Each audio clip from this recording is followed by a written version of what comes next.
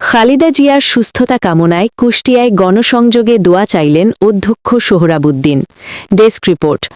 BNP chairperson ও তিনবারের সাবেক প্রধানমন্ত্রী বেগম খালেদা জিয়ার সুস্থতা কামনায় কুষ্টিয়ার সদর উপজেলার উজানগ্রাম, ঝাউন্দিয়া, গোস্বামী দুর্গাপুর, মনোহারদিয়া ও আবদালপুর ইউনিয়নের বিভিন্ন এলাকায় দিনভর গণসংযোগ করা হয়েছে।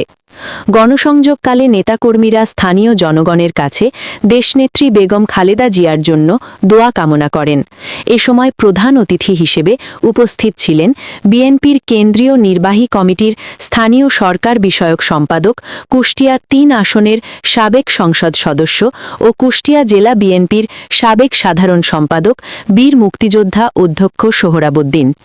তিনি তার বক্তব্যে বলেন, দেশনেত্রী বেগম খালেদা জিয়া বর্তমানে শারীরিক বিভিন্ন জটিলতায় ভুগছেন। তার দ্রুত আরোগ্য কামনা করছি। Desk report, news advance 24।